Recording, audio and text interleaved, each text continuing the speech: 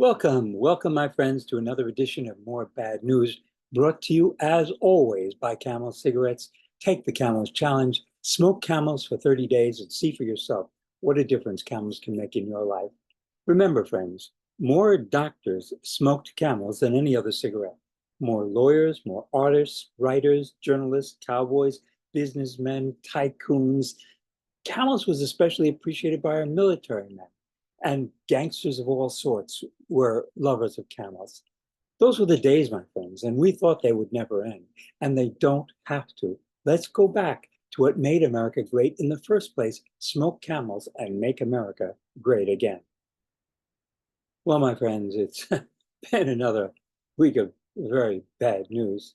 So this past week can only be described as a global clusterfuck.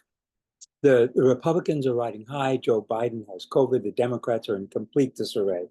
The Houthis landed a blow directly at Tel Aviv, and the Israelis are now bombing in Yemen in the south, Lebanon in the north, and Gaza in the east. The radical left historian, this fellow, Benny Morris, is a wonderful book. So, I've mentioned it before. The 30-year war of the Turks against the Christians. The Christian population in 1880 was 20% Christian, and in 1924 it was 2% Christian, 20% to 2%. It was this massive genocide.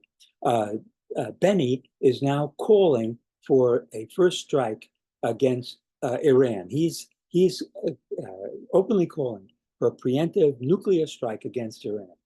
Folks, it's now or never. Microsoft failed us again, and there were global consequences. You know, we rely on Microsoft operating system to run our air traffic control systems, our medical care systems, banking systems, God help us, our defense systems and communication satellites. I mentioned before that one good Carrington event and all of our sophisticated communications can be fried. But it turns out you don't need a Carrington event. The system is so complex that anything can bring it down. We live on a planet that has become extremely unstable. And instead of acting rationally, for example, to curb the spread of H5N1 in our domestic cattle market, since the pasteurized milk is okay and the cows don't all die, it doesn't pay to prevent the spread of a global viral pandemic among our domestic animal stock. The H5N1 is killing millions of wild birds, but it's also killing millions of chickens. It's actually threatening the food supply.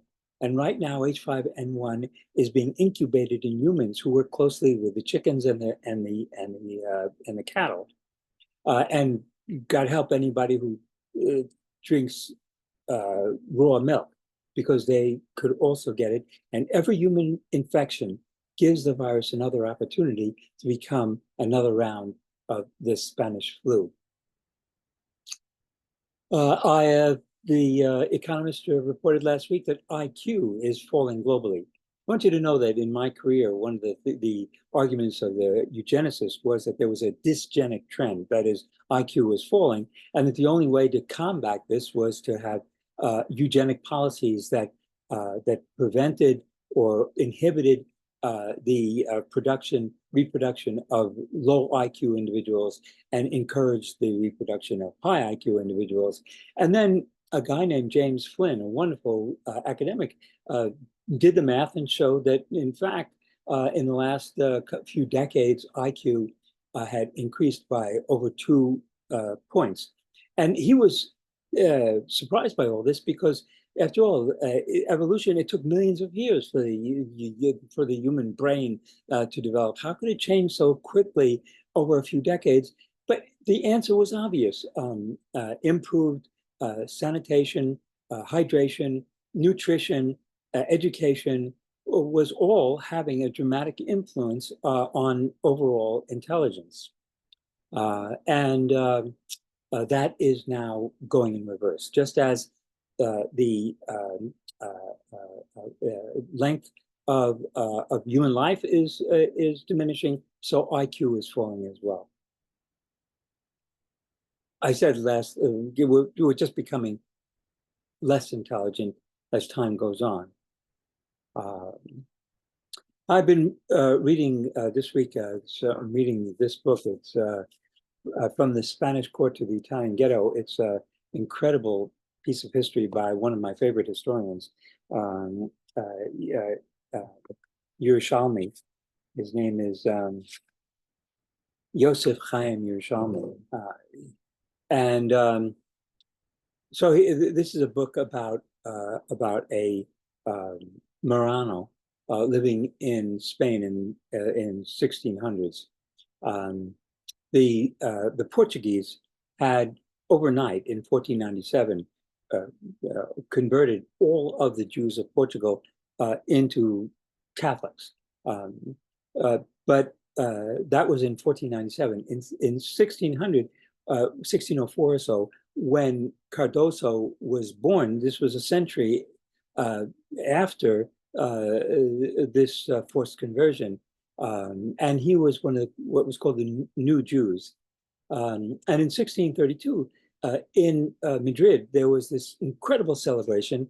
Everybody came. They built bleachers so that so King Philip and Catherine could sit up on the bleachers and watch the action that would take place on the stage below.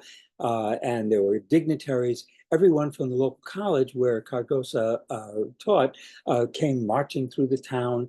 They had jugglers and bands and food concessions. I mean, it was an amazing event.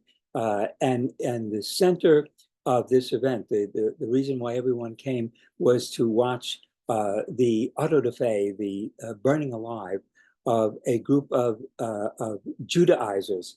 Um, this was These were Portuguese refugees who had come to Madrid, driven out of Portugal, and they were poor, they were malnourished, and a 6-year-old child going to Catholic school was bribed by the teachers with candy to confess that his parents met every week, and in order to torment a picture of the Christ. So they would whip it and they would stick pins in it and it would bleed and it would cry. Why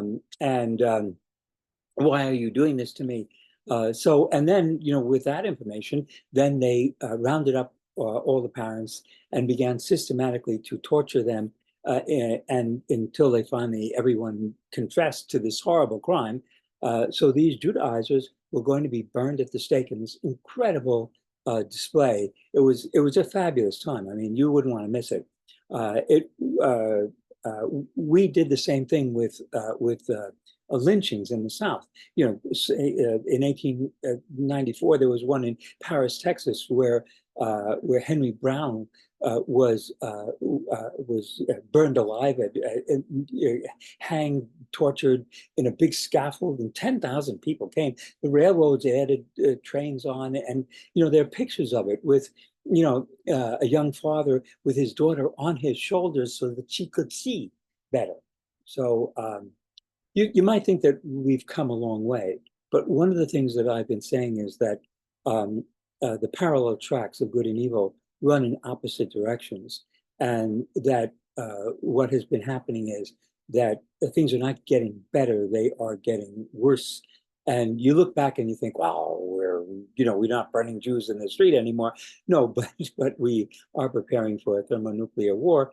And also, the economists pointed out last week also with this falling IQ, that the fact is that there are 36 million children under the age of 5 who are acutely malnourished, but there are 125 million children under the age of 5 who have been stunted. That is, their mental capacity has been stunted because they have been malnourished in the crucial first 1,000 days of their life.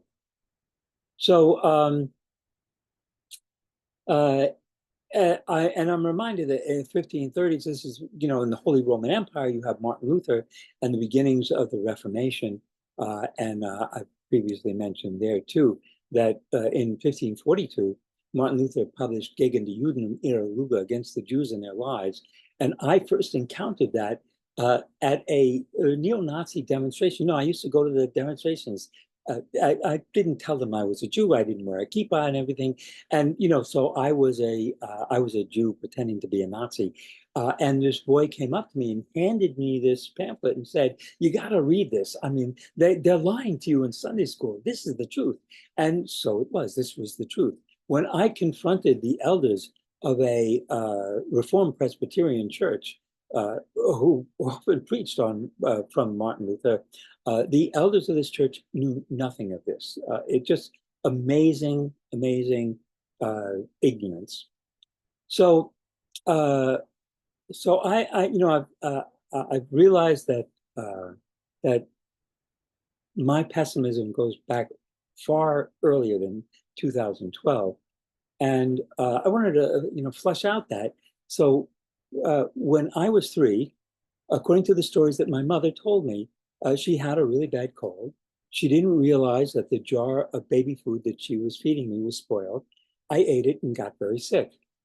Because she felt that my kidney disease, which emerged right after that, was her fault, the doctors made a point to explain to her that my kidney disease had nothing at all to do with the spoiled food.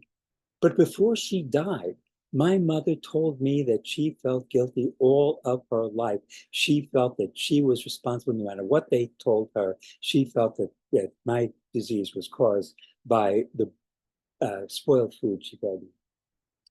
So every time, my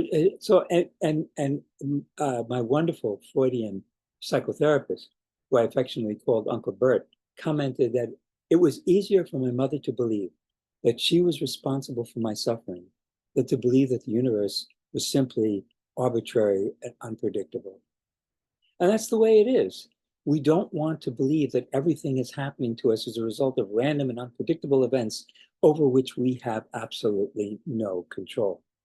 We would rather believe that our suffering is our own fault. And if we have to make it our own fault and and and and blow ourselves up, then that's preferable to facing the fact that the universe is indifferent to our existence. So my father was abusive to the children.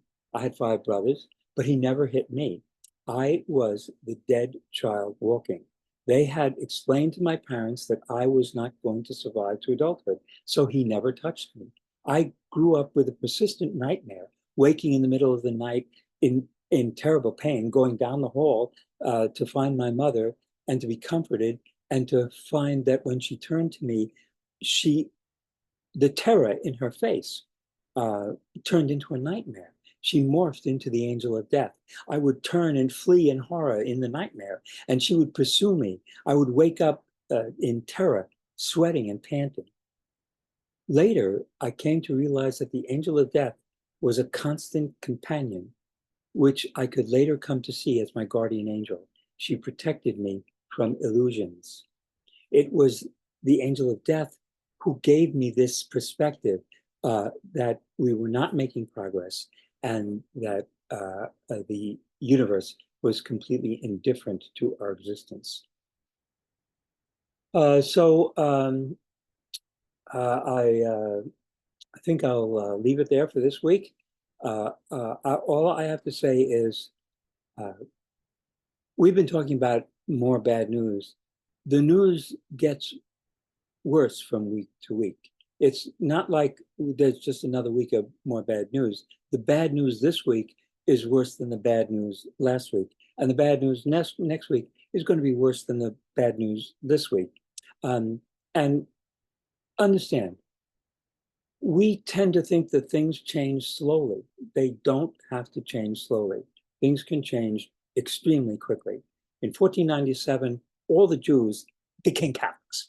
And uh, and everyone who was a Jew had to hide their previous identity, and you see a world that is transformed by evil.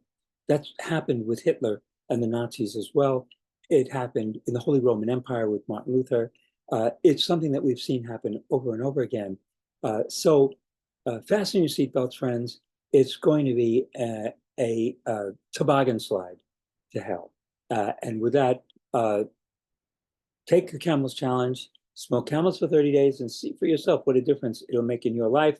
And I'll be back next week with another edition of More Bad News.